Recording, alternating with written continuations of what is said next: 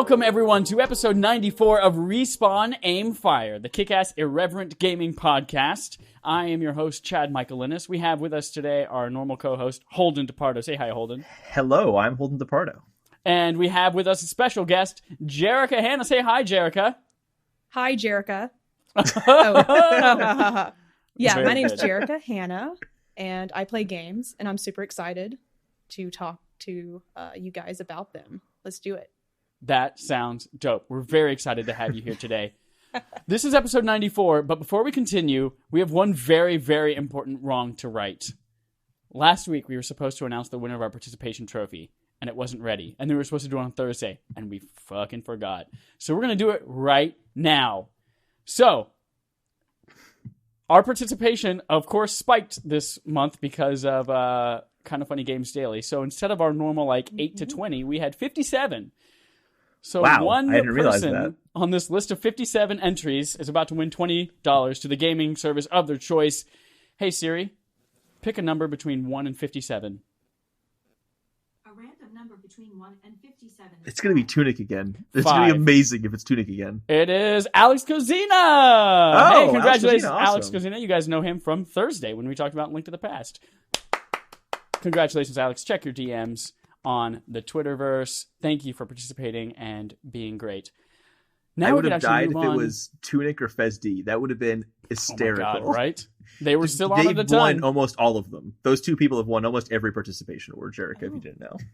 Just luck of the So draw. all the new people, and they still won. That'd be amazing. It's also a numbers game. They just participate a lot, so it helps. If you guys want to participate, we'll talk about how to do that later in the episode. But for now, let's start with a cold open talking about Metro Exodus. I guess it's not a cold open anymore if we've talked a lot in the beginning of the podcast. Yeah. It's the first thing we talked it's about, which still doesn't make it a cold open, but whatever. It's like somebody just left the door ajar and it's slightly chilly now. Metro Exodus ditches Steam to become an Epic Game Store exclusive. This comes from Polygon. Yes. Metro Exodus is now going to be exclusive to Epic Game Store for a year until February 14th, 2020. It will be cheaper than it was previously pre-orderable for on Steam. It is now $50 instead of $60. However, if you did pre-order it on Steam, your pre-order will be honored. A big kind of proponent of, or a big reason why this happened, they said, is the 88-12 revenue split with Epic Games versus the 70-30. So they make a lot more money on every single game sold, which is also why they're allowed to sell it for $50 and still make more money off of it than they would if they sold it for $60 on Steam. What are your thoughts first about them abandoning this? And then we'll get to the second question here Holden wrote in. So your thoughts of them abandoning Steam and moving to Epic. What are your thoughts? Go. I'm not surprised that another game did it. Yeah, this is at not all. the first time we've seen this. Yeah, this is going to keep happening over and over and over again.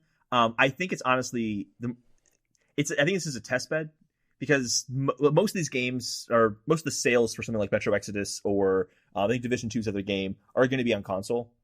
So they're really not standing to lose too much, I don't think, if they're leaving Steam, because the vast majority, like 90% of their sales are going to come from PlayStation and Xbox. You think so? Absolutely, yeah, I'm pretty positive. A lot of major titles, especially if they're already highlighted by a Microsoft or something like that, are going to sell primarily on console, most likely. So I think this is kind of a test bed of let's try this out because it's really not as risky as it would seem, because we can still sell these games on Xbox and PlayStation 4. The revenues are still going to be the same as they've always been because Sony and Microsoft aren't changing anything.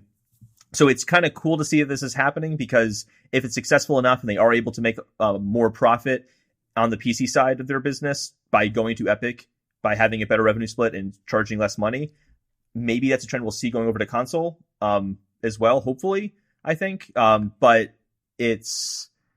it's a matter of if this is successful for them or not, and I think it's going to be.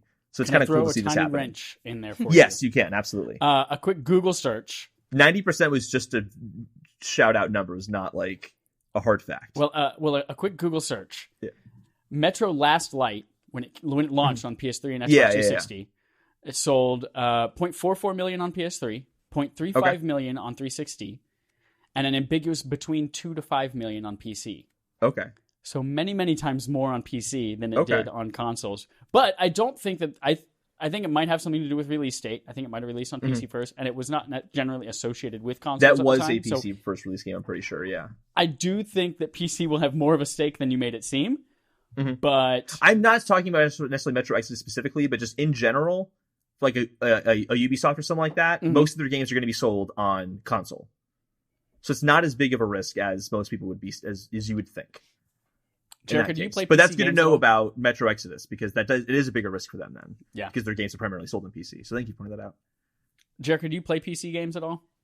So that's what I was going to say. I don't really play a lot of games on PC. I have a PC in case I get a game that I really want to play on it. Yeah. The reason why I hopped back on was actually to play Destiny with a few friends. Okay. Because they all went to PC, and I was like, well, dang, I guess I need to play here now. So one thing I'm excited about is just seeing another place where you can get games for PC versus just Steam. So I think it's great. I think it's a cool option. It's cool to have, I guess, competitors in that kind of area. And if the games could be cheaper, I'm always a big fan of that. I'm a fan of so many things about this. One, cheaper games. Obviously, that's going to be great. The fact that they're cheaper and the developer gets more money. That's awesome.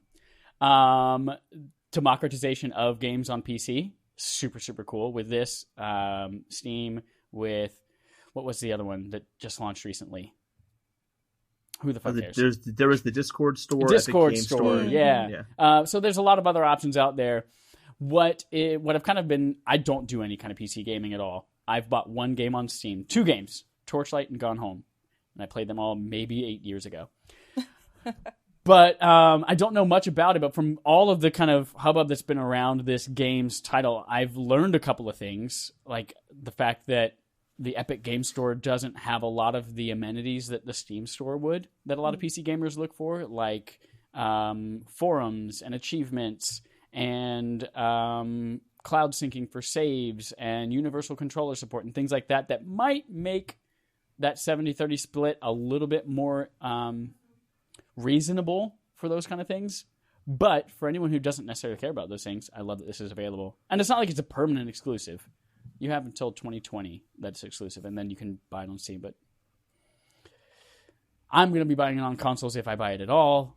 We'll see. We all know that I've been sucked into the marketing, and it looks great, even though I did not enjoy the other games. So, yeah, I've never played any of the games, so I just like the They're trailer. Great. Cool. Don't listen to Chad. We played them for our backlog barf segment a while ago, and we played Metro 2033. Holden loved it, and I thought it was so terrible. But I played it to the end because that's what a real person does. So. That was a jab at me because I'm really bad at finishing games. So Holden threw a question in here. What other 2019 games will also jump ship away from Steam?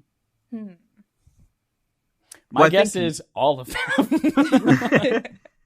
We've already seen so many big players. We've seen this. We've seen Division 2. We see Destiny 2 is only available on Battle.net. We've seen so many huge franchises, I think, going forward are going to find whether it's their own store that they can be on or a store like Epic where they can make more money. I think Steam might be more of like a indie visibility store than a big AAA store anymore. Well, I think it also is going to depend too on, again, like what happens here. I mean, this is essentially an experiment with Metro Exodus and Division 2. Yeah. So if Division 2, we'll take Metro Exodus out of this for a second because that's the only game Deep Silver is going to release this year. But you look at the big ones, Ubisoft. I did it again. Ubisoft. All right, keep doing that. I do the same thing. Yeah. Chad always gets annoyed by it. It's very ubiquitous software. Ubisoft. So if Ubisoft is going to have a bunch more games coming out this year, obviously. So if Division 2 is successful and they end up making more money or they don't see a change in their profitability, then they're going to do that with other games later on in the year.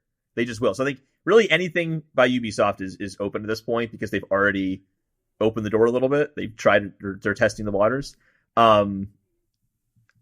As to that, I mean, there's a good chance anything from Activision could do the same thing. Because again, like, you make a good point with Metro Exodus being a big PC game, but a lot of those big franchises, minus I think like a Call of Duty would still be really big on PC, even though those are still much bigger on console. It's just not a risk because most of their sales come from console. So they're going to be the first ones to try it. I think the bigger surprises are going to be games like Metro Exodus, which are not nearly as big. That's where I'm more curious to see if that doesn't go. So like, I'm trying to even think what would be a comparable game coming out later this year. Like a game like Biomutant. If you guys remember Biomutant, yeah, sure. like that's a game that like it looks really cool, but it's also not like a huge game. Yeah, I can see games like that trying this out because one, it's going to bring it's going to be a marketing message essentially. Just it's going to get them out there. So essentially marketing, and on top of that, I think they're going to stand to gain more. They're going to gain more from that relationship with Epic Games by getting more money. Epic Games Store does not have every game, so they're going to be featured. They're going to be sending out more. It's just a smart move from that regard. So I think like smaller teams like that might be doing it, where their game's pretty big, but it's not huge. They might do it, and then I think these like really big like Activisions, like Ubisoft, they're going to be making decisions like this too. Anything from those kind of teams. That's a really vague answer I know, but it's kind of hard to know. It's really hard to know until it happens. I wouldn't have picked Metro Exodus to make this move until it obviously happened. Yeah. Anything you guys would like to say before we move on? Let's talk about what really matters. What I played this week. Moving on to Playtime. I played 2 things that are reruns and 1 thing that's new. Obviously, Beat Saber. Finally got it set back up now that I've moved. Played it a little bit today. Showed my roommate who doesn't play video games and had never done anything VR, and I let him play it for the first time. I just love introducing people to VR for the first time. It's so dope. Anyway, Beat Saber's great. We all know that. Resident Evil 2 Remake. I know Holden's beat it twice. Jerica, have you played this game yet? I played the demo. The one-shot demo? Yes, okay. That's what I played. I've never played Resident Evil, the original one, or like there was another remake, right? Yeah. Yes. Or remaster. There have been a lot of remakes of Resident Evil 1. Yes. But there's probably more Resident Evil 1 remakes than Resident Evil games. That's cool. But yeah, I did not play the original, but I played the demo, and it was really fun. I really digged it. I just have a lot on my gaming plate right now. Yep. We have an app called the GG app where we kind of keep track of all the things we want to play, and my backlog is just so full. So full. Looking ahead, I was very excited about March and April, not seeing anything that I really want to play aside from Sekiro and Days Gone. So I was like, I'm going to have a lot of time to catch up. Anyway, Resident Evil 2. Good news is you don't have to play 1 in order to enjoy this one. In fact, there's a very, very loose connection between one of the main characters and one of the main characters from 1. So if you wanted to jump in with 2, I think that is a better place to start than any of the 1 remakes anyway. I played a little bit of Resident Evil 1. I did not finish it, and I enjoyed this immensely. So this was another one of those like backlog barf games that we did, and we both only finished about half of it before we watched a playthrough. Yeah, it was. Yeah, it's. Why did they just give the Resident Evil 2 treatment? Because the fixed camera angles of Resident Evil 1, I get that back then that was really cool. Mm-hmm. It just doesn't work nowadays. It just doesn't. So they really need to give Resident Evil 1 the Resident Evil 2 remake treatment, because this is so successful in creating atmosphere and tension. And from my understanding, because I never played Resident Evil 2, the original, it does a good job in replicating the second game. You would know more about that, Chad, because I think you played 2. I played a little bit of 2, like 90-ish minutes. Oh, okay. But Resident Evil 1 completely ground up remake like Resident Evil 2. I think I remember like 6 months ago hearing that was not off the table, that was an idea they were very much considering, which I'd be totally down for. Because one of my favorite things about this game is how much work they did to fix the inventory management thing, which was, if you remember, what caused me not to finish Resident Evil 1. Because you only had 6 slots of inventory, and you had to constantly be running back and forth from a box across the mansion to, oh man, I got the wrong key. Well, I got to go fucking put the key in the box, get the right key, go all the way back, dodge all the zombies. But they did so many things with this one. One, it's upgradable. Your storage is upgradable, which is so nice. But you have to explore to find them. To find the upgrades. You do. Yeah. I mean, I found them all without a guide or anything like that. So, but they're pretty well hidden, I would say. I think they're pretty well hidden. Yeah. But they also do so many brilliant things, like every item is marked on your map when you find it. So if I see, oh, there's a green herb there, oh, there's some ammo there, oh, there's gunpowder over there in the corner of the room, I don't have to pick it up. I can leave it on the ground and be like, cool, if I need it, I know where to come find it. So that saved me a bunch. In addition to letting you know when you don't need items anymore, there's a little check mark next to it, so I can throw that shit away and not have all these useless things. Plus, I feel like there were just a lot of places where you could access your storage too, which definitely helped. Yes, there were. There were. Now that I've beat the campaign once, you've beat it twice. I feel like I want to do like a full spoiler side quest with this sometime this week. Oh, absolutely. Yeah. Cool. I want to get into it. Because Cool. loved the hell out of it. It is fucking awesome. It is maybe it's a toss up between this game and Resident Evil 7 in VR as to what's the scariest game I've ever played in my life. I feel like I shouted a lot more in VR just because it's literally like in your face. But this game is terrifying. I think this is scarier because I played both in flat screen, regular, traditional, non-fancy VR, and it is so much more terrifying this time around, I think, because there's I don't know what it is. There's just much more of a sense of place where, like I might have the one family member in Resident Evil 7 kind of chasing me around, but in this, it's like, okay, I'm going back to this hall, and in this hall, there's a licker who I got to be very quiet when I'm walking by him because, I created a much better mental map of the police station than I think I did of Resident Evil 7. But I kind of want to go back and play Resident Evil 7 again now, just to be like, am I crazy? Like, is this that much better? Because I remember having very similar feelings coming out of Resident Evil 7 of, oh my God, that was so scary, this was so terrifying, the atmosphere was perfect, and now I'm thinking the same things about this game, so like I want to go back and compare the two. But the one thing that really struck me that really could have just been gratuitous is the gore. It is unbelievably gory. It's also the most realistic gore effects ever, but it's really brilliant because it's actually the set dressing. So like if you blow off a zombie's head or something like that, that zombie is there for the rest of the game. It is now part of the narrative of the story because you can go back and just see this gruesome, realistic gore effect that's left there. And that memory is like, it's stuck with you now. It's really amazing how well that gore system works with the setting in that way. Did you feel the same way at all? I did. I think what I really liked, I played about an hour of the second run with Claire, and I liked that some of the things that I did as Leon were still there. I thought that was super cool. Mm-hmm. It's really worth playing.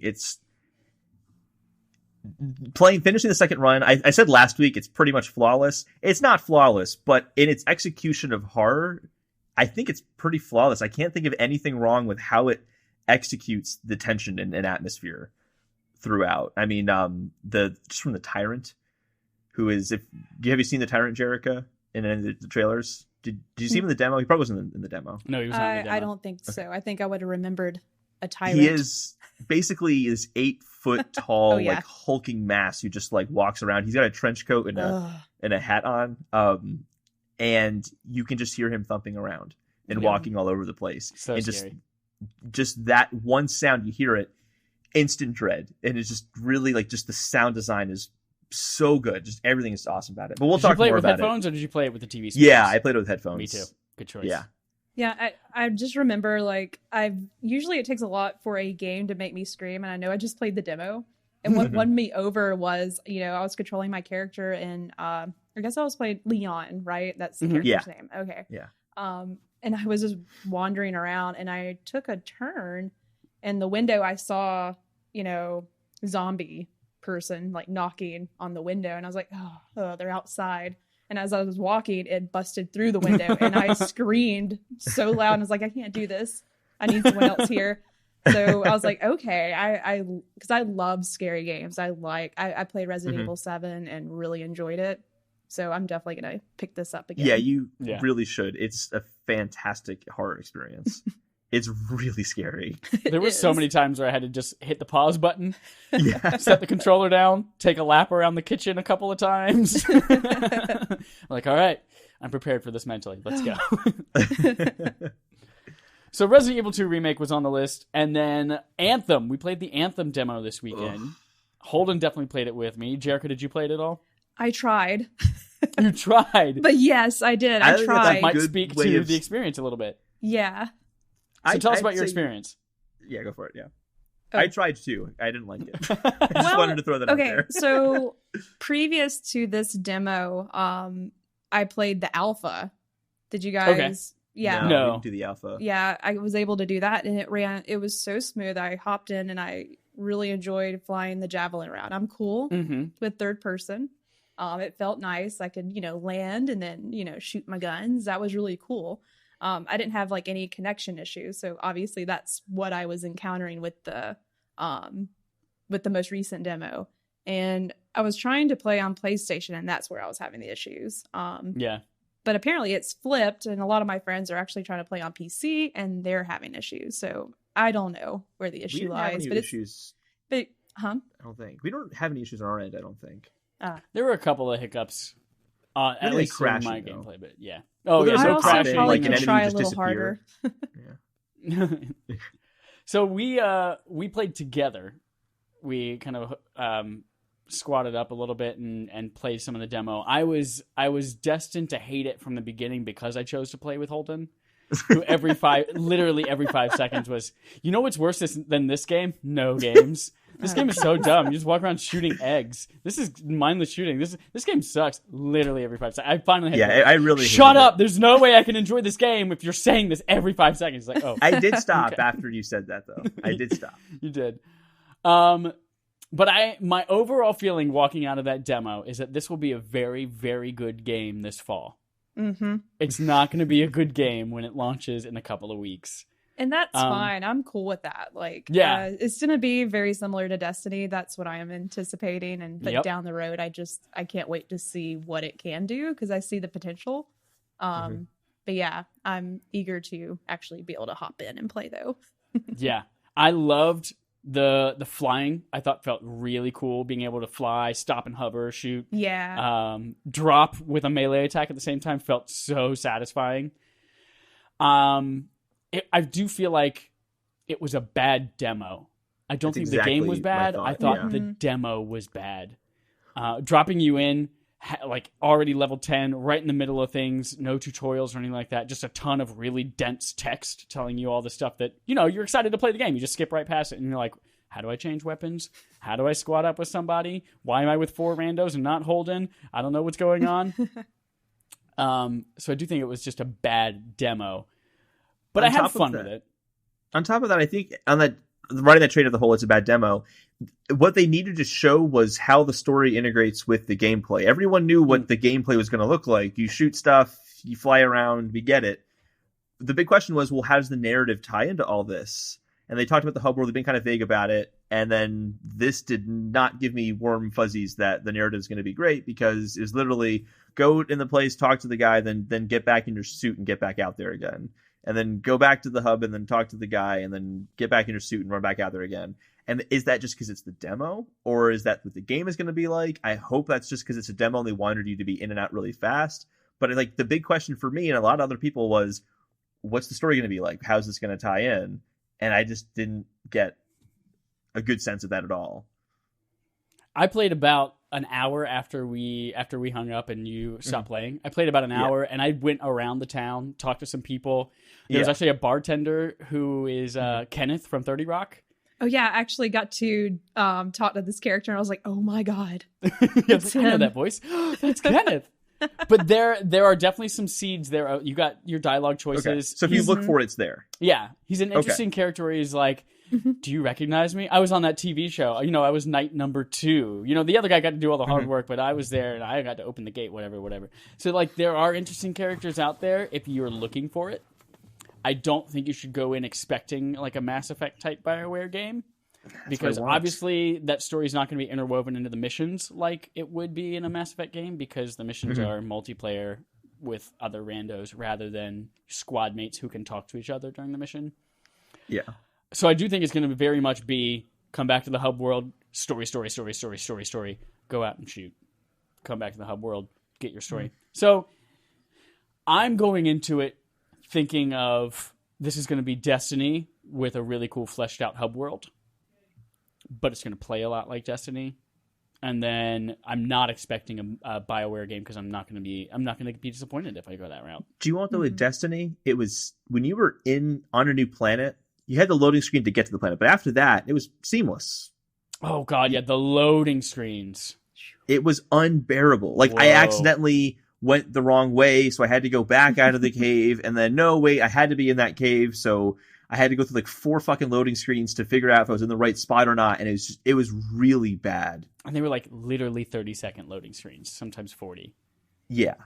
To load up an area you spent. Like, all right, so there's a moment where I accidentally left and I had to go back in again. I get back in and Chad's like, oh, we're done here now. We're leaving. So I had to just leave again. Like, that's how little time you spent in that cave.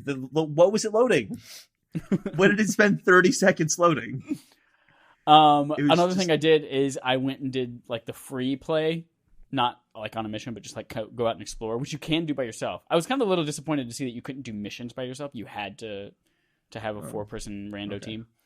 But there are like, community events and things like that happening in the free play. And they should have like made you do that as part of it, because you walk out there and you see another part of the world and it's beautiful. It's open and vast. I do think it's a little empty. It's kind of like flying around. Like, man, there's a lot of cool waterfalls and there's a lot of cool rock sculptures and buildings, and there's like an enemy somewhere in 200 miles, and that's it.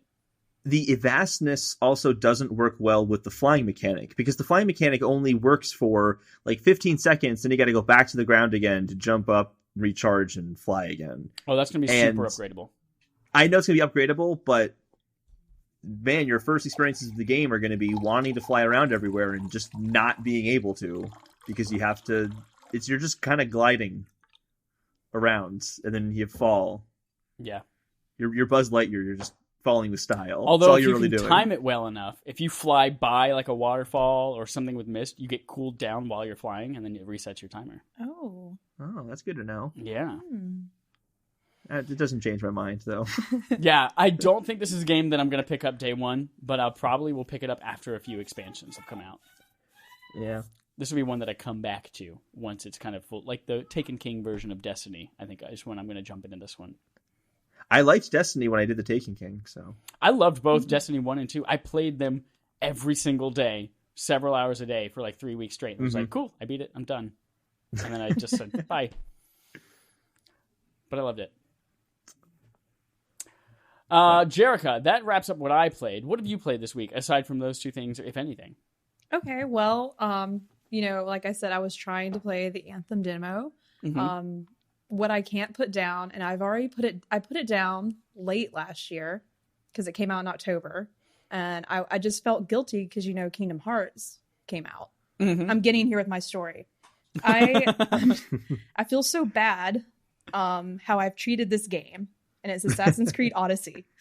Okay. Oh, okay. I set it down when Red Dead came out, and I just didn't think I wanted to go back to it. But I picked it up just because I was like, let's see. Because everyone was talking about it. And I picked it back up and I cannot set it down. All the quests are good. I love Cassandra, of course. And yeah, I feel guilty not finishing it before I go to my next game. So that's a game that I've got to get back to. I fell off of Assassin's Creed after Revelations. But everyone has been talking about this game so much and how amazing it is. Like, it was nominated for so many awards as well. Did you play Origins at all? Yes, I did. Yes. Mm-hmm. How do you like this game versus Origins? Pretty much like how the game feels and how the combat operates is very similar. But I love this world so much more. Okay. Yeah, deserts and pyramids are cool, but I like trees and, bodies of water I can dive into. So, yeah.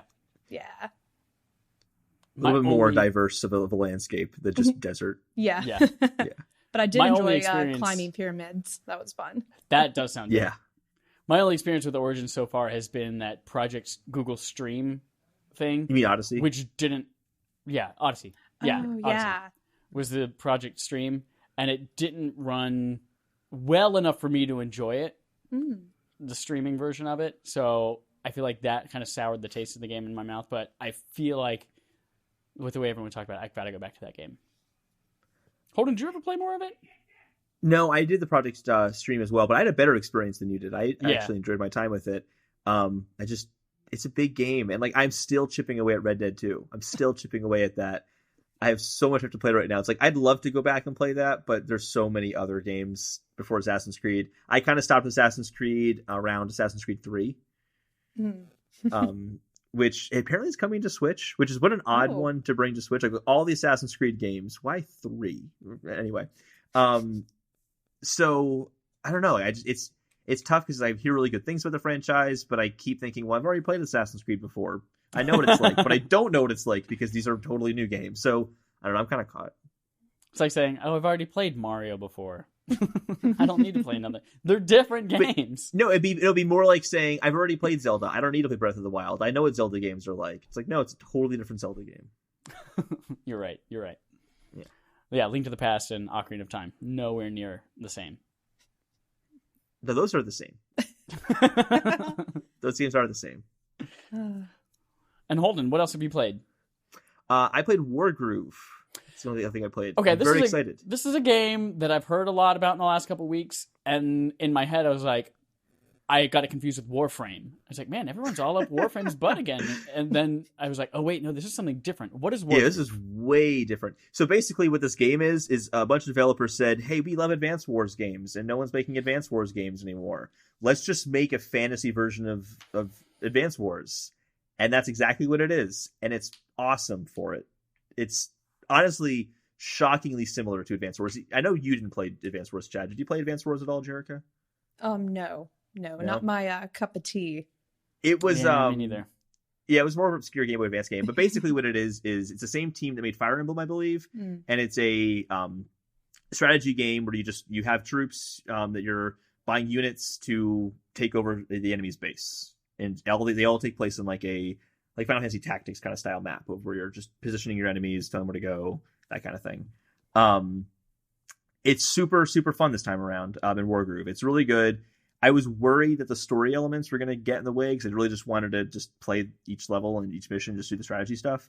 And it does a really good job of balancing the story and the gameplay. Something like Advanced Wars was really bad at was the first third of the game is basically just each new mission is a tutorial for each new type of unit that you'll be using. And there's so much dialogue between the characters explaining what each unit does, why you would want to use this unit. Did you notice this thing about the unit? Little joke here. And I'm just like, shut up. I just want to play the game. I get it. I know how to move the unit forward at this point. This game's really, it's like 5 lines of dialogue back and forth between the characters explaining what the unit does, and then enjoy the level. It's really quick about it. So I really like how much they've streamlined it. There's a lot of optional side content as well. So I haven't gotten into this yet, but you can make your own maps. You can make your own campaigns with your own dialogue and stories and things that are happening. It's kind of cool. So I want to delve into it a lot more. At this point, I've only played the first 2 acts out of 7, I think, in the story. So I'm pretty early on in the story right now, but it's a blast. If you've played Advance Wars, you like the Fire Emblem games, it's $20 and it's highly polished and really good. What systems? Switch, PC, and Xbox. Nice. So just not PS4, which I think is kind of strange. I honestly had to I did a double take when I saw that initially. Yeah. So I'll say this. Definitely not the type of game that I see myself playing, but because it's on the Switch, I'm going to try it. I can't tell you. That's how the Switch is. So many games that I've played that I even attempted to play on elsewhere. If I can have it in my hand and on the couch, I tend to play it. Yep. This is a great couch game. This is a great couch game. What a great transition into a subscriber interrogative from Ryan's subscriber interrogatives. That's the name of our segment now. Ryan's subscriber interrogatives. Why? Because Ryan is the only person in the last 3 weeks that has submitted a subscriber interrogative every single week. Remember, you can too on Twitter at RespawnAimFire. Ryan says, but wait a second. Can they send in a subscriber interrogative, or can they send in a Ryan subscriber interrogative? Oh, if your name is Ryan, you can send in a subscriber interrogative. Perfect. If your name is not Ryan, you can send in a Ryan's subscriber interrogative. Thank you. Good clarification. So question. Since you guys are multi-console people, how do you decide on which console to get a game for when it is released on multiple consoles? I think Jarek and I are going to have a similar answer based on what you just said, which is if it's on Switch, I'll take it on Switch. So, Jarek, you have a Switch, you have a PS4, you have a PC, but you don't use it very much. Mm-hmm. Do you have an Xbox as well? I had one. My step sibling got that. So if I'm console, I'm on a PlayStation. And the reason why I have the PC is because a lot of my friends have ditched their PlayStations and all gone PC. So oh my. Yeah. Sounds like you need a new group of friends. I know, it's so lonely. Just kidding. PC gaming is fine for those who enjoy it. Yeah. So, I own all the consoles. Xbox, PS4, Switch. And in general, I like trophies. Mm-hmm. So, I enjoy having all of them kind of accruing. So, if there's a third-party game, most of the time it's going to be on my PS4. I also really enjoy single-player narrative games, which PS4 is a total powerhouse for. Mm-hmm. And I also enjoy 4K, UHD, and HDR. So PS4 is usually where I go. However, if it is something like an like a JRPG, or if it's a puzzle or a platformer game, I love having those handheld. And in fact, when Final Fantasy X and X-2 Remastered came out, and it was available on PS3 and Vita, I got it on my Vita because that's a JRPG I want to take on the go. I just love grinding and stuff like that on a handheld portable console, whether it's on the train or on the couch. So that's usually where I go for my Switch. Something either smaller, bite-sized, or a long, grindy experience. But most other like big blockbuster things that like you're there for, like the presentation is part of the package. Like I'm not going to get Doom or Wolfenstein 2 on Switch when I could get the better looking version, much cheaper version on PS4 and enjoy that on my TV. So usually I'm a PS4 person. Holden, do you have anything different other than just Switch if it's on Switch? I won't play games if they're on any other console besides Switch. I think they're ugly consoles that are stupid, so I just won't play them. No, like it's like Doom. I played Doom on PS4 because I already had it on PS4. I'm not going to get it again for Switch. So like in that case, I'll play it on PS4. Do you not own Resident Evil for anything? Resident Evil 4 for anything else? Because I know you said so like Resident Evil 4, I know is coming to Switch this year. I know I can get it on PS4 right now, but like that game's not going to look. No, I don't. What? Yeah. So have you ever played that game? I played half of it on GameCube. What? You've never beat Resident Evil 4? I didn't. I know. Ooh, that's a barf. That's going to be a barf. We recorded today that was going to be a barf later on. Yes. Okay. And that's actually the first one I played on the GameCube and also got halfway done. Oh my god! I got stuck in the room where you have the two trolls in the lava pit in the middle, and I never had enough ammo to beat both of them. Yep. Or something like that. I can't remember what it was, but I can never beat both of them, so I'm like, fuck it, I'm done with this game. And now I've gotten better at games, so I'll probably do better at that game. So we'll find out. I guess this year when we play it on Barf. Look forward to that, everyone. But I guess when I'm playing something like that, I'm playing on the Switch anyway, just because I'll wait a little bit longer. I'd rather have it on Switch, and it's not going to look that much better on PS4. It's a GameCube game, so it'll look fine on Switch. But yeah, you're right. Like Red Dead Redemption 2, I don't care if that game is on Switch as well. I'm probably still going to play that on PS4 because you're right. Like the aesthetic is very important to a game like that. Yeah. The kind of the quote unquote simulation aspect of like feeling like you're a cowboy, that's not going to work if the graphics don't look as good. Right. It's not the most important thing for gameplay, but it does help with the experience. And I think because so much of the games I play are more focused on like gameplay aspects, and not traditionally like first person shooters or something like that, where it's, hectic, fast paced, it's looking as sharp and good as possible, running as smooth as possible. I'm not really into that as much. I want a Mario game, I want a Zelda game. Those games are on Nintendo anyway. And I don't mean like those two franchises. I just kind of mean like that kind of fun toy-like style of game. Right. That's on Switch anyway. So that in that case, like that kind of game I like playing, graphics don't matter. I'm going to play that game on the Switch. It's like Just Shapes and Beats is a good example of that. The game's like a toy. God, what a good game. Jarek, have you played Just Shapes and Beats? No. It's amazing. Get it. It's a Switch game, perfect for Switch. I think it's like $15 on the eShop. Yeah. But it's a like a bullet hell, just avoid game that's also timed to music, but also has this incredibly great charm and personality to it. And some really cool, unique mechanics. So you should check it out. If we're recommending games you have to play on Switch, I just have to ask, have you played Hollow Knight? I tried. Oh, which is Ooh, weird because so like my first game that was sort of like Hollow Knight was Ori in the Black Forest. So I was like, ooh, I may like this game. And I played it and I was like, it's too hard. Which is surprising because Ori was really hard. It's really, really hard. I was talking to someone recently about that game. I convinced him to get it, and he's like, "You didn't tell me it was like Dark Souls." And I'm like, "Oh, I'm sorry." He was really mad at me, and he's like, "Well, where are you at right now?" I'm like, "Oh, I'm at the point where the knights are hitting me," and he said, I think he said like, in rolling, and I'm like, "Oh, you're at the part where you have like the 5 knights you're fighting against." And you have to fight 2 at a time. They're rolling all over the place, and it's really, really goddamn hard. Chad said he beat it in the second try. You're a liar. No, I didn't say second. You. I said it took me about 20 minutes. Okay, you're a liar. It did not take you that long. It took me like hours. I had to come back. It was the hardest boss ever. So I'm like, just to make sure we're talking about this boss, right? You're having a hard time with this one because we're having a hard time with this one. I had a hard time too. It's totally fine. I showed the boss. He goes, "Oh no, not that one." And he explained some more, and I'm like, "Oh, you're talking about the first boss." Yeah, never mind. You're gonna have a hard time, man. Yeah, not one of the very, very last bosses of the game. You're stuck on number 1. Yeah, it's a tough game, Jerica. It's all good. It's very hard. I feel like this is the year. This is the year that I learned that I love Metroidvania games.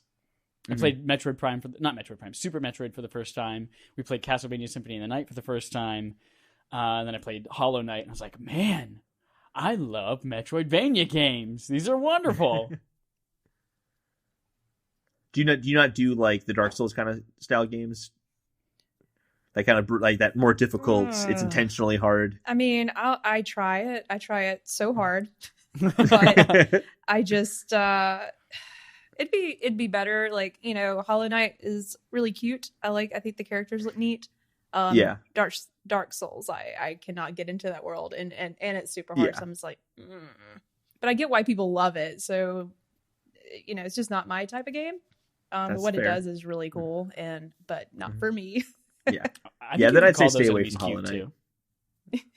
Dark Souls enemies are super cute. Yeah. They're adorable. Some in Bloodborne, adorable enemies in Bloodborne. That dog, fluffy, so fluffy. Well, thank you, Ryan, for writing in with that Ryan's subscriber interrogative. That was one example of how you could be sponsored by us. What? We sponsor you? That's so crazy. Yeah, remember the beginning of this episode when we gave $20 to a person?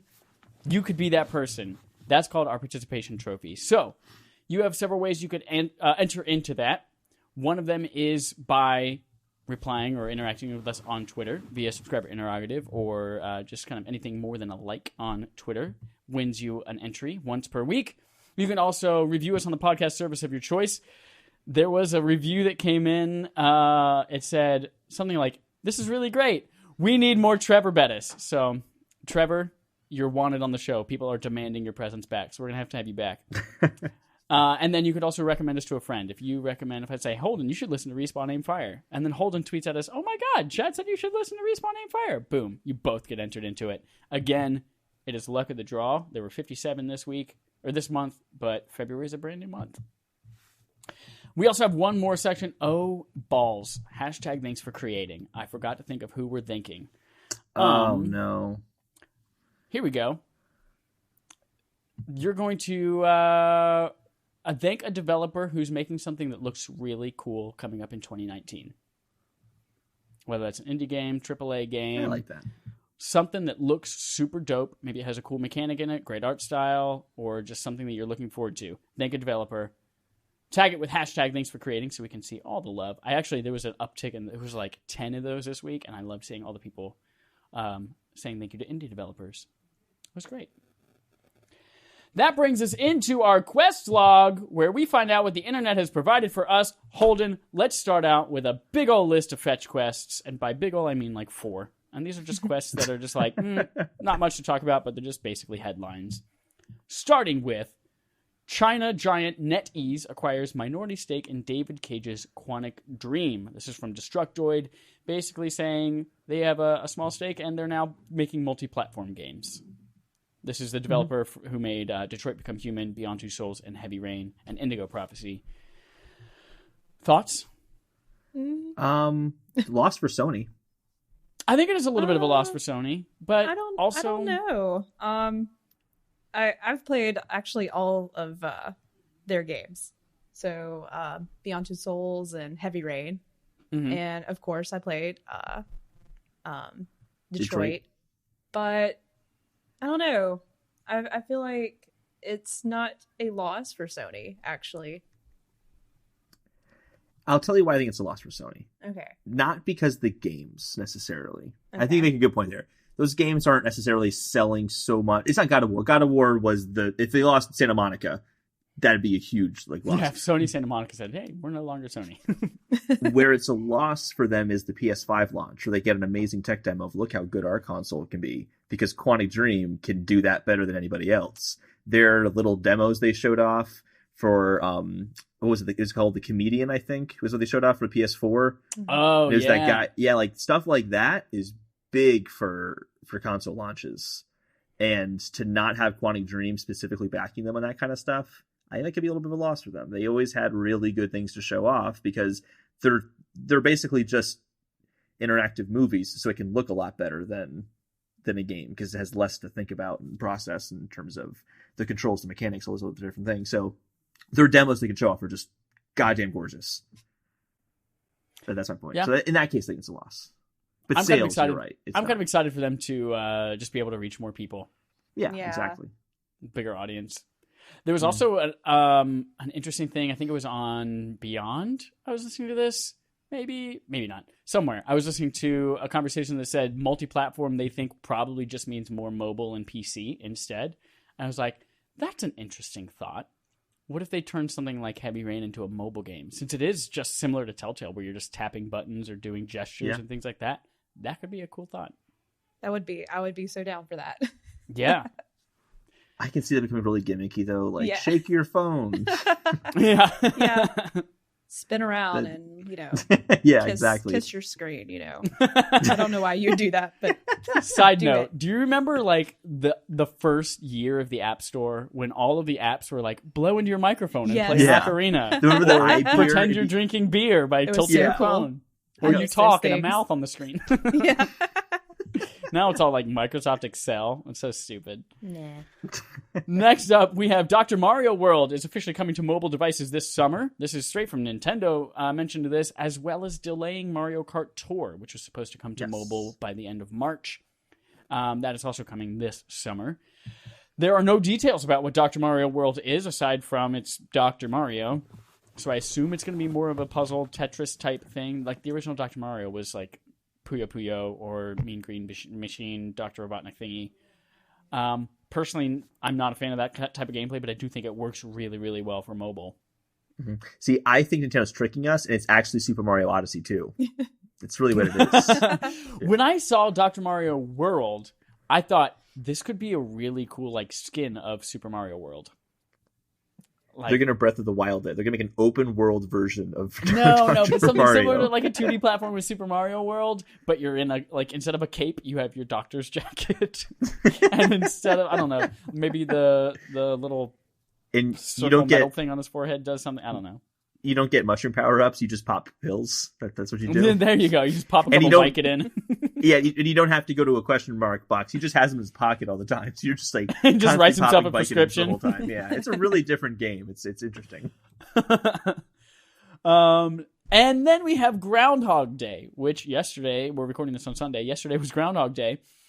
And Oh, was PlayStation it? announced on the blog that Didn't there's know a that. game called Groundhog Day 2, which is a sequel to the movie, coming later this year to PSVR, and it stars Bill Murray's son instead of Bill Murray.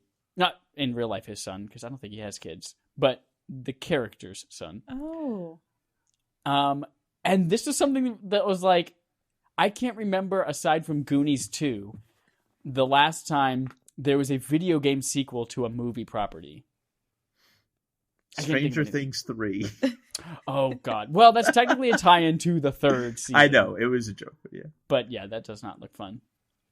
But I thought that was super weird, super cool. I'm definitely going to play it because it's PSVR and it looked interesting, but yeah. Any thoughts on it? No. Next, PlayStation 4 was the best-selling video games console of 2018 by just just a little bit. We Yes, talked, I and- think it was last week, about Switch being the best-selling in the U.S. for 2018. Yeah. This is worldwide. PS4 sold 17.7 million consoles in its 5th year. Switch sold 17.4 million in its 2nd year. So just slightly beat out Switch. I have a feeling Switch is definitely going to dominate 2019. And that was align my with your prediction prediction. for 2019 was that it was going to top it. So feeling good about that prediction now because this is definitely going to sway the other way now. Unless, oh, so yes, we are watching this during the Super Bowl. My parents so are you hear watching the screaming. Super Bowl right now, so they're very excited. If that's what you're hearing the yelling, that's what it is. Yeah. Cool. There they go again. So let's jump into our third-party quest log, and it is just one. And Just back one. on the topic of Resident Evil. Woo! So there is a rumor that Resident Evil 3 Nemesis Remake is going to be the next Resident Evil game, even before Resident Evil 8. Yes. This is coming after a lot of the stories where people have been demanding or really wanting Resident Evil 3 Remake after Resident Evil 2 Remake was very much a success for everyone, myself included. And Capcom's response kept being like, well, if the fans want it, Right. then we'll make it, which basically means they're already probably working on it. Yeah, you guys buy enough, we'll make it. Or we'll Yeah, at least tell you we're making it. Yeah, I think they already have been working on it. I think at least. So yeah, I think this makes complete sense. It's easier to remake Resident Evil 3 again, even if it's going to be slightly different, just like Resident Evil 2's remake was slightly different. It'd be easier to do that than to make a whole new Resident Evil game from the ground up. So this makes sense. And honestly, it's kind of like hardly a rumor. It's like, oh yeah, that makes sense. They'll do that. We'll see. I don't know. Because they haven't officially announced Resident Evil 8 yet. They haven't said they're working on it at all. Right. There's a relationship between Resident Evil 4 and Devil May Cry that I was never I aware can tell you of what the connection is. until recently. Go for it. Yeah, What so is the it? connection is, I've been looking a lot into Resident Evil lately. The connection is that they knew after Resident Evil 3 that they couldn't just do zombies again. They wanted to take it in a different direction. So they came up with this prototype that was really action-oriented for Resident Evil 4, and that turned into Devil May Cry. That is super action-oriented. Yeah, Like, that is the exactly. action genre. Define that genre. Like, can you imagine if that was the next Resident Evil game? Like, hey, yeah, you were in these like very small, isolated areas, maybe able to kill a handful of zombies, and then you're literally just jumping around, shooting your gun and everything, beating everything to a pulp. Like, very, very different. That is the opposite of Resident Evil. We'll talk about another prototype they have Resident Evil 4 in a little bit, actually. So apparently they don't have any interest in remaking Resident Evil 4, 5, or 6. They really just want to do 3 right now, is what this guy on Twitter, Evil VR, is talking about. And I think that makes sense because really 1, 2, and 3 are the ones that hold up the least. And 1 and 2 have been remade. 2, obviously, much more so. To a greater extent, was remade. It's also, someone pointed out, Resident Evil 3 is the only one you can't get on modern consoles. I didn't look into this, though. Is that true? It is available as a PS1 classic for Yeah. PS3 and Vita, but you can't, of course, play those on PS4 because that's dumb. Mm-hmm. So that might be true. Yeah. Although you might be able to get through PS Now. 'Cause you Maybe. can stream Yeah. some PS1 games through that. I don't know. Yeah, maybe. But there were some rumors as well as to what Resident Evil 8 is going to be. And apparently it's going to be very similar to another prototype for Resident Evil 4, which was dubbed the Hookman prototype. And this was also Leon in a mansion, behind the shoulder perspective as well. But it, being in a mansion, felt a little bit more like the older Resident Evil games. But the kind of the twist on this one is that your nemesis, like, stalker, is this kind of like ghost hookman that kind of follows you around, and you're hallucinating the whole game. So you kind of don't know what's real, what's not real, while this ghost man is chasing after you with the hook arm. And they want to play off of that hallucination element for Resident Evil 8, apparently. So you kind of don't know what's real, what's not real. Oh, that'd be cool. It'd be very cool. Yeah, I'm all on board for that. When you said and you can Hookman- actually, When there's you said video. Hookman, You can I was see like, what- is that like That's my what I was golden thinking. arm Hookman? Or No, was you it did like a no, guy you- from the vaudeville that like pulls you off the stage with a giant hook? I'm assuming the most evil one will be my guess. So yeah, Who stole that's my golden arm. there is a surprisingly large amount of footage for that prototype available. the Hookman demo. You can actually, because they actually showed it off at E3, I believe, of like, here's Resident Evil 4, and then they scrapped it and they Metroid Prime 4'd it, basically. No. Y'all, this game's not good. Let's make it again. Yeah. So, but apparently the idea was good enough to bring Resident Evil 8, so we'll see what happens there. But yeah. You have a question here. If you've played Resident Evil 3 before, how much will Nemesis differ from Mr. X? I've not played Resident Evil 3 before. Jarek, have you played Resident Evil 3? No, have not. Okay. I guess that goes unanswered. Cool. We'll never know. It's impossible to tell. It's impossible to tell. It's like a Tootsie Pop. We'll just never know. Is that how many like licks does it take to get to the center of the Tootsie Pop? It's The world 3. will never know. I feel like the owl. Was it an owl in the commercial? Yeah. Instead Mr. of- Owl. Oh, Mr. Owl. I think it was 3. I don't know. A 1, a 2, a No, 3? it was 1, and then like he bites it off, and then I guess like, well, I guess the world will never know. I No, thought he that's literally kinda how- says a 1, a 2, a 3, and then he bites it and he goes, it's 3. There's something where it's like, there's a variation of the ad, I'm telling you, where it was like, I guess we'll never know, or something like that. Oh. Well, Maybe it we'll was in the have to owl one, just but there was assume guilty until proven innocent. Because that's how America works.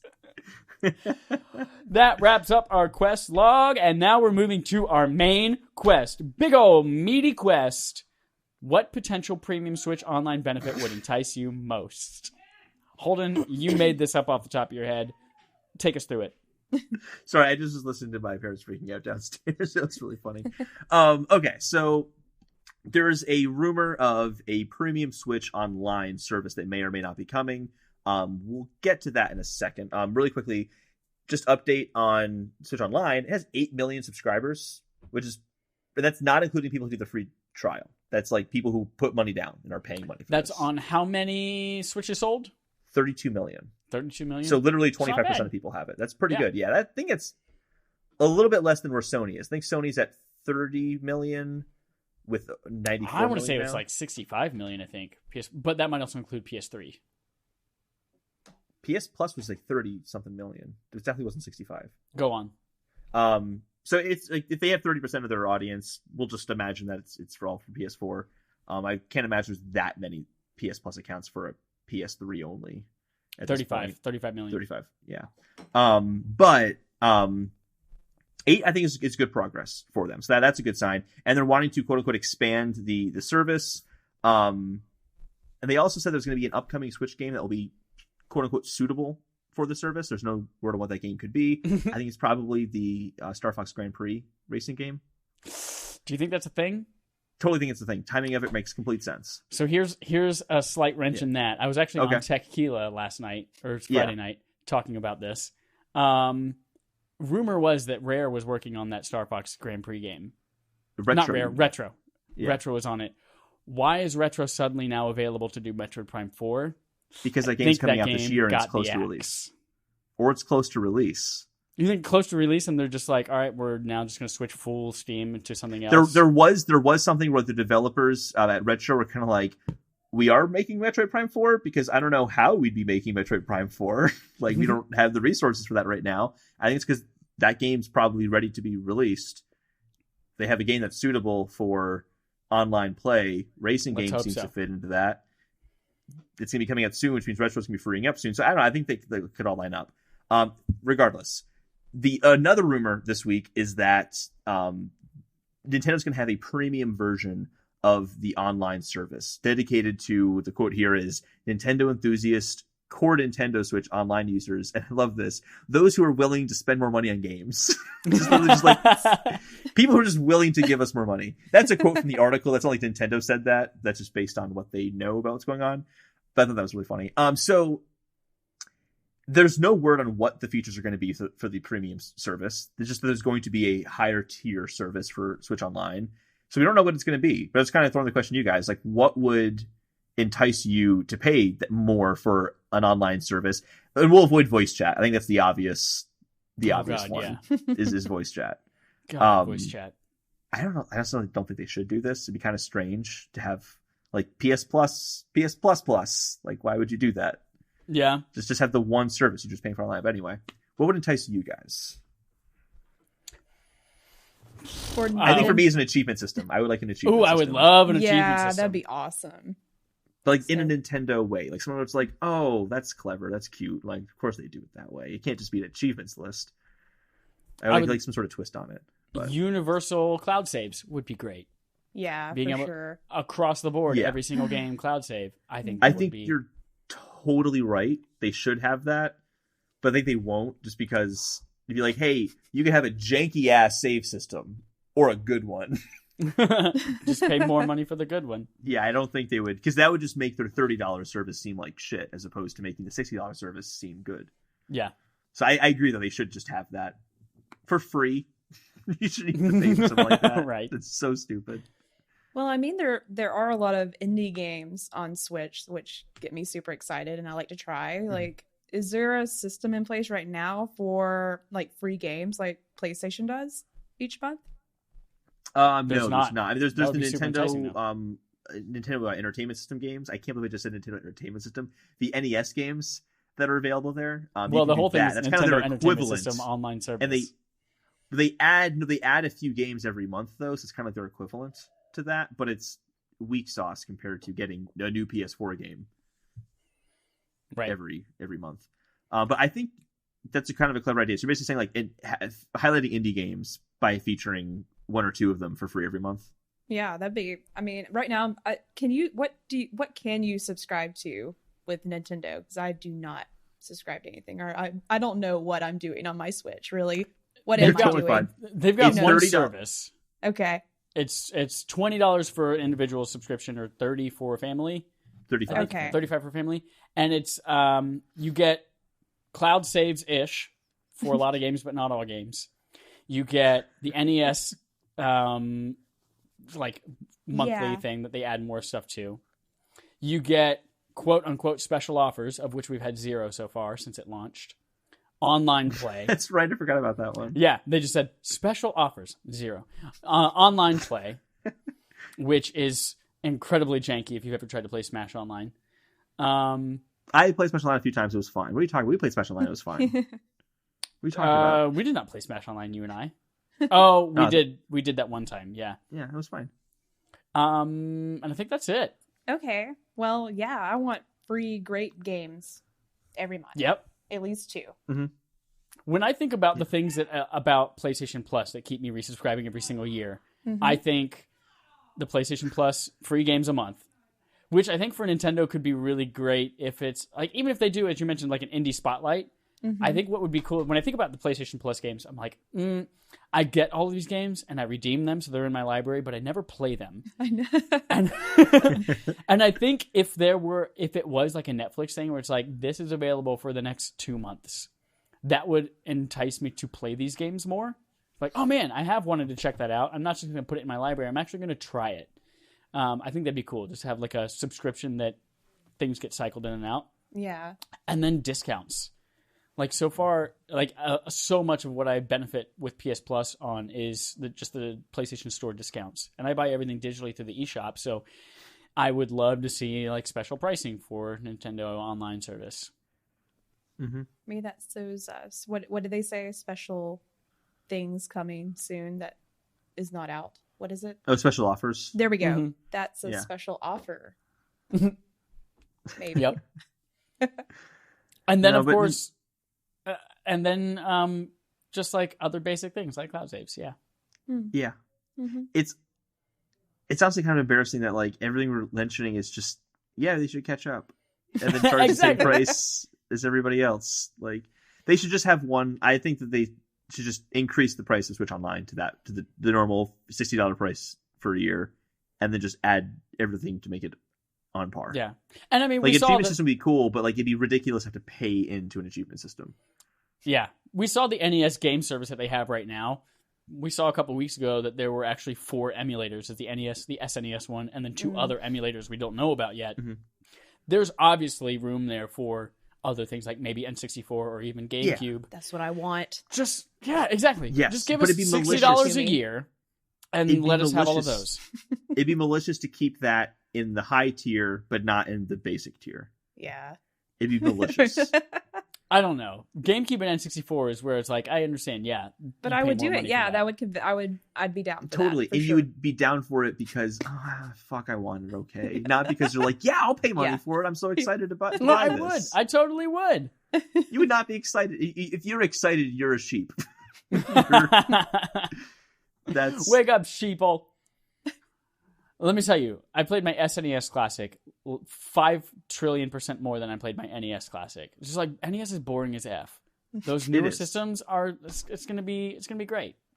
I'd pay more money for it because they're not going to be able to do that with literally like $1.50 a month per person.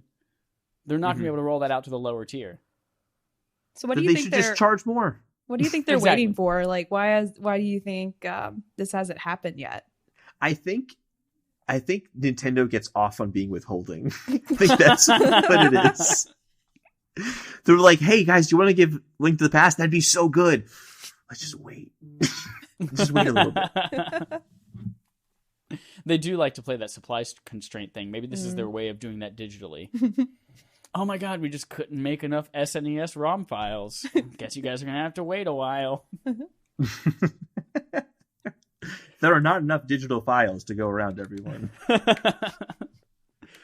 Yeah, so I don't know. But then yeah, on the flip side, I've literally used it half of a time. So that whole service, I don't know if anything would entice me to actually use it. Yeah, But she I also don't pay for it because I just mooch off your family plan. So. Well, that's all I got to say about that stuff. That's all I got to say about that. Mm-hmm. And that brings us to our end game. Well, yeah, to a segment we call We're So Fucking Humble, where we take a back seat and we let our guest bring a topic that they would like to discuss. So we're going to give you the floor, Jerica. What have you brought for us to talk about? Okay, huge Mass Effect fan here. Woo! And I'm always thinking, BioWare's mentioned they're working. Mass Effect is, it's still a thing. Someone's working on something at BioWare Mass Effect related. What do you think, is going to be that Mass Effect game that can win us all back? Like, what do they have to do? Okay, so Good right off the facial bat, animations. Oh my god, right? Great facial animations. Here's what I think would freaking set the world on fire. They announce a new Mass Effect game, and it starts as if it's something completely separate from the Mass Effect trilogy, the Shepard trilogy, and it starts with something completely different alien races, completely different mission, whatever, like nothing related to Krogans or anything like that. And then somewhere in the game, your paths cross. Oh, And then suddenly Shepard is one of your squad mates. oh stop. And if you start playing through the game and then all of a sudden, boom, those two things merge. Everything everyone loved about the original trilogy, plus all of this brand new places to explore, alien races to interact with, and then you get the best of those both worlds. That would be so freaking great. And they could even look back on your saves and say, ooh, so-and-so died. They're not a character available for you anymore. Oh, so-and-so survived. You chose female Shepard. Great. She's going to be available. Like, being able to kind of like mooch off of that legacy in something like brand new and completely different, I think was so good. And they started a little bit of that with Andromeda, where they're like, Yeah. it's kind of in the same universe-ish, but really nothing is the same. A couple of the same races, but that's a great starting point, I think. You have to have some kind of overlap with Shepard in the originals. But I don't totally think just agree. having those races is enough. Yeah. Because I know, like, when I was, obviously I was really hyped for Andromeda. Was it the game I expected? No. Was it the worst game? No. I enjoyed it because it definitely was Mass Effect, but not the solid, like, narrative drive that we obviously got from the trilogy. Mm-hmm. But I really think at some point, if they can just tie it in, like you were saying, especially the idea of a brand new game and it be a surprise, that maybe that happens in the middle. I also have another crackpot theory. That's what I call these theories that are way out there. If Go it's for okay if I toss it. So me and my friends were thinking, they're like, what if? I know Anthem's not Mass Effect. We know it's not. But with these like real-time events that can happen in the world, I know this is spoiler territory with Mass Effect 3. I don't want to spoil anybody. But I will say, what if one of those events, you see this storm, and all of a sudden the Normandy SR2 just flies through and lands in, the world of Anthem. And that's all that happens. What? And that's what I want just like to an happen. Easter egg? Yeah, because like literally there was I forgot, maybe it was Game Informer, but they were interviewing someone at BioWare just saying, hey, at some point, can these two IPs, are they in the same universe? Can they possibly collide? And he didn't say no. He said, yeah. They are both. What? Well, actually, what's Just interesting about saying. that is when you take Andromeda, right? You're going to a new galaxy, right?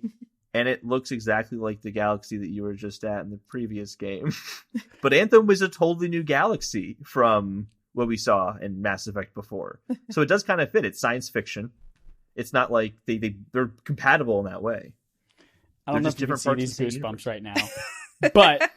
But the world of Fortnite is so great at just having events happen in the game world during the game that they're playing, and they have these huge ramifications for the entire Fortnite universe. And then also, it's the talk of everyone on the gaming industries, websites, all that kind of stuff.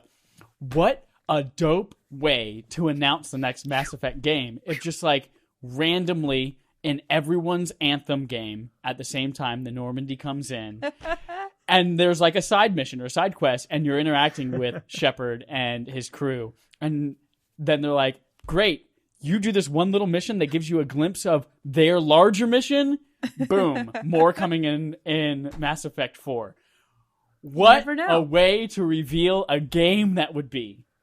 One way, a cool way of doing it, the Reapers become an enemy you have to fight in Anthem. Yeah. Oh my god. Just like come out of the, the storm in the sky and just like all the Reapers. Because then you're asking like, oh, wait, so is like Captain Shepard going to be coming back? Oh, and like it's bringing in that conversation because we're fighting Reapers. They're definitely Reapers. They look just like Reapers, and then boom, it happens. Oh, I would my never God. be, I'd be so excited to see the Reapers again. Like, oh my god, there they are. I'm so down. Oh, Reapers, yay! Destroy us!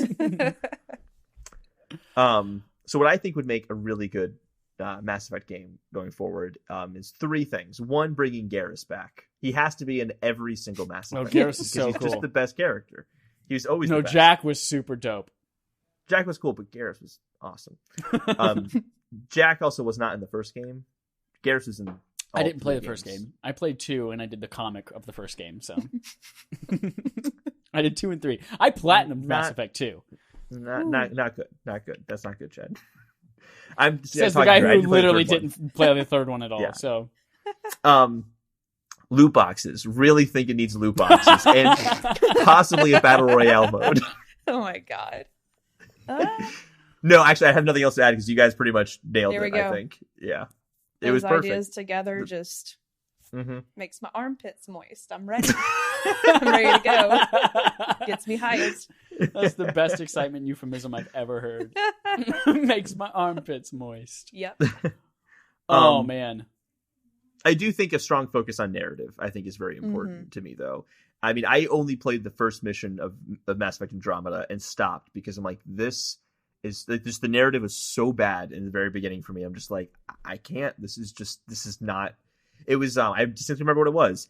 You crash on the planet in the very beginning, and then your dad like notices your mask is broken, so he uses this thing to like heal your mask, and then it's fine.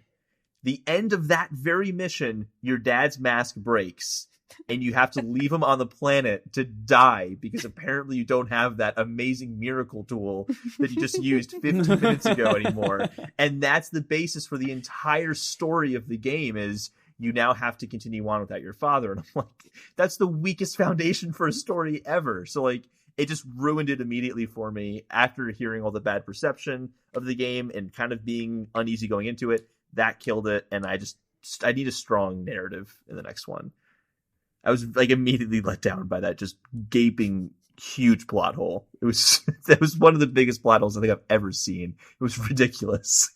It was really bad. So just strong narrative focus, Hot which isn't a Shepard. lot to ask for Mass Effect. Yep. Yeah. hmm I think everyone. There's no way you can have a Mass Effect game without Shepard. I think they learned that lesson. No, we can have Star Wars I of the hope. Skywalkers. They can do Mass Effect without Shepard. No, they tried. Which one? Star Wars or Mass Effect? They tried. Mass Effect. Yeah. Okay, they tried. It was one game. It's fine. We'll try Yeah. again. Oh. I think it'd honestly be hard to do a Shepard game again. His story's kind of done. You It's don't like, know oh, that. You man. never played number 3. I know what happens at the end of 3. Not in my Okay. ending. Just saying. Oh. Hashtag not my ending. Yep. Well, that's a good point to bring up, actually. hmm The mess that was the ending and having to redo the endings again.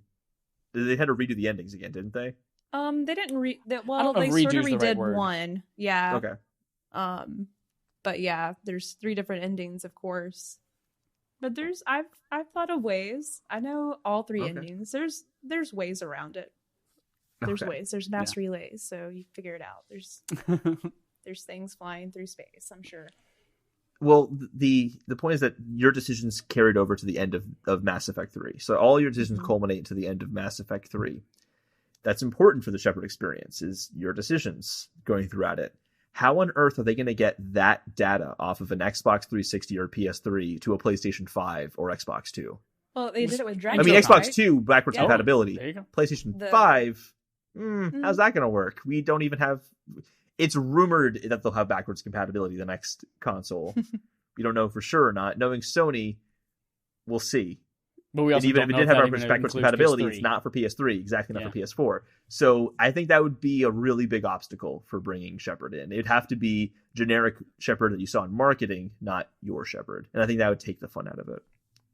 I think they could do probably like the intro comic thing. What choice did you make about this Yeah. person? What choice did They you make did about that this with person? Dragon Age, actually. They had like the Dragon Age keep, and you could go back and make all those decisions. So if you never, I guess for Inquisition, that was it. I don't know. That'd be strange, though. I mean, that's... Not for me. Not if it can happen. I just If think it'd be that's strange. what causes it to happen, I'll take it. How many games were involved in the Dragon Age version? Was it just one game, or was 17. it a trilogy of games? Multiple games. I It actually, was multiple. I tried playing. I'm not as much into Dragon Age as obviously if I like Mass Effect, but Yeah. I know it gets really intricate. Story's Mhm. intense. There's a lot of loot, turns and twists, and I'm just like, I don't know. This is a great decision. They had like a website where you can go in and like pick your choices, and See how they most of play the out. things I was choosing, I'm like, I don't know. That sounds like that name's cool, sure. But yeah, That's how I felt going through when I played Mass Effect 2 for the first time. And it's like, make all these decisions about Mass Effect 1. I was like, oh yeah. I don't know that person, but their name sounds stupid, so they're going to die. Great. Is that the anything else you guys have to say about Mass Effect?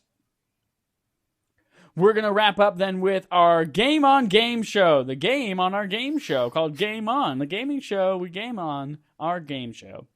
And it is another episode of Video Game Would You Rather. So we've got 5 things here. Maybe 4, because one of them I still feel might be... We call ourselves the Kick-Ass Irreverent Gaming Podcast. And we have earned our name with one of these today. But Some of you know, these are we'll very still do offensive it. sometimes. I don't know what these are right now, Jericho, but in the past they can get pretty. They can be a lot. So again, we're gonna start easy, and then we'll get into some of the more irreverent ones towards the end. Number 1, which franchise would you rather erase from existence? Resident Evil or Super Smash Brothers? That's easy for me. Super Smash Brothers. Let's get rid of it. Why? You can't just say a Because- name. So yeah, duh. Because, well, first of all, I think I enjoy Resident Evil more, and the I second think is you just got that new game hype going on. no, it's not. Because Super Smash Bros. Was the most disappointing game last year for me, easily, because the online mode absolutely sucked for what I wanted to use it for. I'm not talking about dropped games, that kind of stuff. I'm talking about I got that game to play with my brothers who live in Texas. I can't play with both of them at the same time based on the online infrastructure that they have, which is Yeah. insanity. That's crazy to me that I can't play with 2 people off the same console against me. It's not a matchmaking issue because they're only playing against me. Coupled with that, if I'm playing one-on-one with my brother, I can only play one-on-one with him, 1v1 with him online. I can't add in CPUs and play with 4 people. I can only play 1 against 1 with him unless I invite in other friends, which again, that makes no sense. Even Mario Kart from 2013 can handle that on the Wii U. Like, why can't this game do that? It just doesn't make any sense to me. I got really annoyed at the online modes. This is the same thing that happened. So we were recording this during the Super Bowl, and yeah, we've got all of this cheering going on, and it's funny. And the same thing happened with the Wii U version. This is just how their online. Actually, I don't know if it was the case with the Wii U version, but it's just how it was designed, and I got really annoyed with it. I don't like fighting games that much either, so like I just don't have a lot of reasons to like Smash Bros. And Resident Evil 2 is my. I mean, it's February now, but it's my game of the year contender so far. So it's really that good. So I don't know. I have more interest in Resident Evil than I do in Smash Bros. Smash Bros was very annoying to me. Wow. Yeah. I think about like the ramifications it would have for the rest of like the industry. If you think about Resident Evil, if that never existed, we would never have the Mila Jovovich movies. So that's a big thing to think about. But then there you were also 6 of them. It's a lot of great film. Yeah, Silent Hill or what's the other game that came out? Evil Within, like games that were inspired by it. Mm-hmm. But then if we didn't have Smash Brothers, that's how I was introduced to a lot of gaming franchises. Like I had never heard of Earthbound before I started playing as NES on the N64 Smash Bros.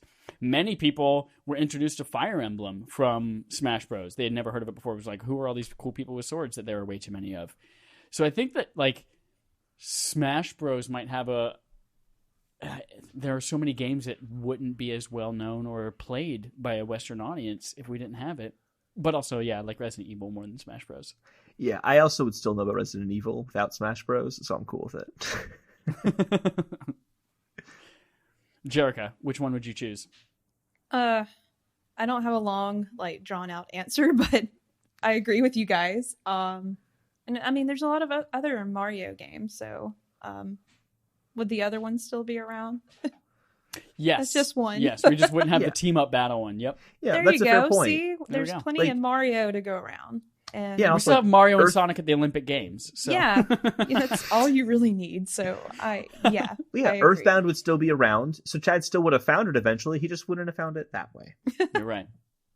Next up, we have: would you rather have Knuckles from Sonic or Sly Cooper as your emotional support animal? I don't know much about Knuckles, but he's got Knuckles. Sly wouldn't be there that often for me. He glides. I need him to help out. He destroys things. He claws into walls and climbs up them. Yeah. Sly Cooper, Phoebus Raccoonus. Yeah. I feel like he'd be selfish. He's a thief, and he wouldn't really care about me and my emotions, and he's an emotional support right now, so I'm going to take Knuckles. Also, Knuckles is a jerk. But at least he'd be there, and he'd just tell me the truth, and he'd be blunt about it. I don't want any sugarcoating, and just give me the truth. Okay, picture this: they go with you everywhere. They're your emotional support animal. Yeah. You walk into a Best Buy. Mm-hmm. Knuckles is your pet. He destroys things. You have to pay for them. Phoebus Raccoonus is your pet, Sly Cooper. You walk out, you get home, you unpack your PlayStation. Turns out he also stole a TV for you. You get all of these great electronics. Like, shit, that sounds great. But for emotional support, the reason that we have this pet wouldn't be as good. Well, I'd say I'd be pretty happy when I got a lot more than I was expecting to from Best Buy. You also don't have to bring your emotional support animal with you everywhere. You don't have to. Well, in this scenario, you do, and I made it up, so... That's a good point. I can't argue with that. Jerica, Knuckles or Sly Cooper? Knuckles. I mean, I feel like I would love to have, like, a security guard, even though it's an emotional support animal, but I feel like it would also protect me. There we go, yeah. Okay. Punch people and look mean, but maybe... he's just misunderstood, so I'm there for him too. Oh, we're in this together, Knuckles. You're his emotional support animal. Yeah, as well. that's actually that's what's going on. Number 3. Would you rather write tedious, detailed wikis and walkthroughs for video games that you adore, or for video games that you care nothing about? Not necessarily bad games, but ones you just don't care about. Wait. One more time, what would I rather make game guides for a game I care about or don't care about? Would you rather write guides for things you like, or things you don't care about? Because there's the implication that if you make it for what you like, you spend so many hours dissecting every little smidgen of this game that it ruins the game for you. So no, I would love doing that, because that's like when I played Link to the Past again. Like I literally had a notebook next to me to dissect the level design and how it teaches you mechanics. So like that sounds great. I'll take that. I like video games enough that if that were my profession, I would want it to be just like games that I'm so-so or don't care about, so that I can truly, really like the ones that I like for as they are, instead of having to dissect every single thing about them. I agree. I'm the same way. I feel the same way. Boom, Holden, you lose. Get out. No, I don't, because to me it's like saying like, hey, you're going to be a chef, you're going to reverse engineer recipes for food that you don't like that much or food you enjoy eating. Would you rather be around more often? Okay, first of all, recipes are a lot less detailed than wikis. Like if you think about something like Kingdom I don't know Hearts what or recipes Red Dead you're Redemption making, 2. but I have very long 60-page recipes that I follow. Get out of here. Number 4. Would you rather... Okay, there's a sentence of background to this one. Surgeon Simulator and Job Simulator are heightened, wacky video game versions of run-of-the-mill professions. Which other simulator would you rather play? Rest Stop Janitor Simulator or Brothel Janitor Simulator? Do you want to clean up a rest stop or do you want to clean up a brothel? I'm going to pick the brothel only because the characters are going to be way more interesting. For sure. There's like dynamics there. It's like they're the regulars. How do the employees of the brothels feel about the different regulars? Janitor's like, great, some asshole shit. And again, I got to clean that up. Like, I think you're right. And also when you think about those, like Job Simulator, it's just a whole lot of like taking random things and throwing them everywhere and smashing two things together. And there's a lot more, I think, at brothels, a lot more opportunity for that than like a lot of plungers and toilet paper and soap. Yeah. Yeah. And imagine the stories. I'd love to listen. They'd also have a really good like mechanic of like, do you want to pass this level? Do you not consent to this? Do you want to move past this level? Is this too much? All right. And our last one. There are another sentence of background on this one. There are Nintendo Switch games in Japan that use HD Rumble to try to recreate the sensation of squeezing anime boobs. This is true. That's a real thing in real life. I'm sure it's convincing. Which other strange and explicit HD Rumble game would you rather play? Manhunt 2 or Men's Room Mayhem, which is a game about urinating in a urinal? Oh, I've always wanted to see or feel what that's like. Yeah? Yeah. With the power of HD Rumble, you can know exactly what it's like to pee in a urinal. That's awesome. And that's probably a lot less scarring than exactly what it's like to strangle someone to death in Manhunt. Either one's win-win. You can feel the pulse in their neck slowing down. Well, Jerica, you have a unique place here because you don't, I'm assuming, don't have experience with both of them. No. I'm assuming you haven't killed or strangled anybody before. Neither. But Chad and I, again, I'm assuming, Chad, you have experience peeing in a urinal, just like I do. Oh, I always sit down. Always sit down on the urinal. I prefer sitting down myself. Much more comfortable. But I've used a urinal before.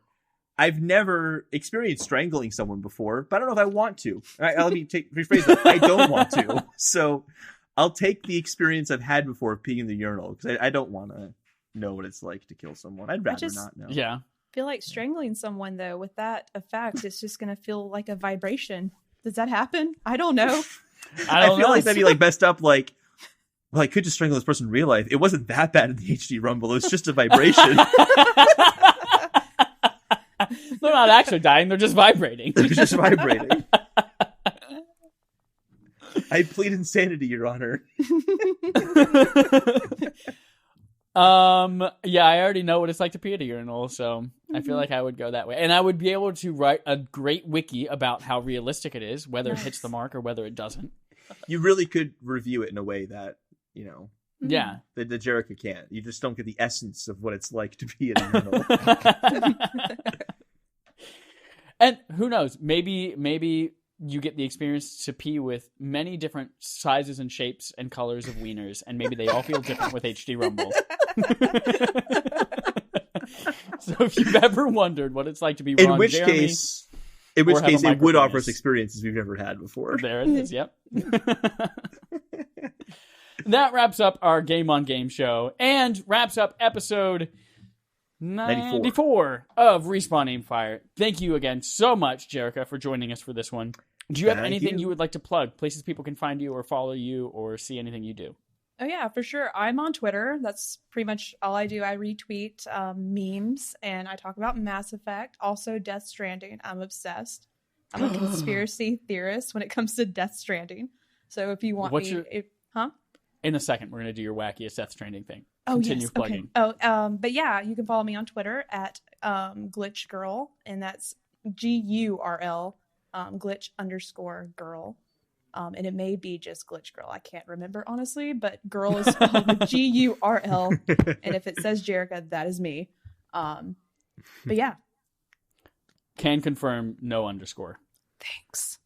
Okay, what's your wildest conspiracy theory about Death Stranding? There's a few different ones, so let me consider the best. I'm just hoping that we're the baby.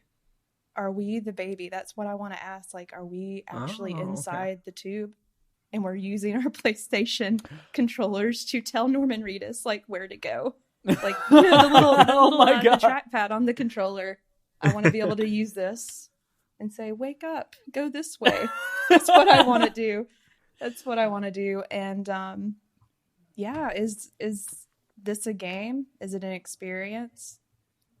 We don't know. We don't know. I think my best theory so far is that he had mentioned, marketing and social media are going to be part of the game, or like we're already playing the game. And I have a feeling at E3 this year, Kojima's going to come out on stage and be like, how did you like it? That was it. That was the game. And those I'd be trailers. Like, well, that was a good like, ride. You're okay. a cool guy. Yeah, I guess we played it. It was good. My favorite theory is that it's going to surprise launch as the new Beyonce album. I'm very excited for that to happen. Apparently your stepdad likes that idea. He does. I'm wondering if anyone listening to the episode will be able to hear that, or just us. Only we can hear that. I'm going to try to find loud. whatever frequency it is and boost it, so that's all they hear. All right. Once again, thank you for joining us, Jerica. Until next time, here's our usual sign-off. Water! I don't know.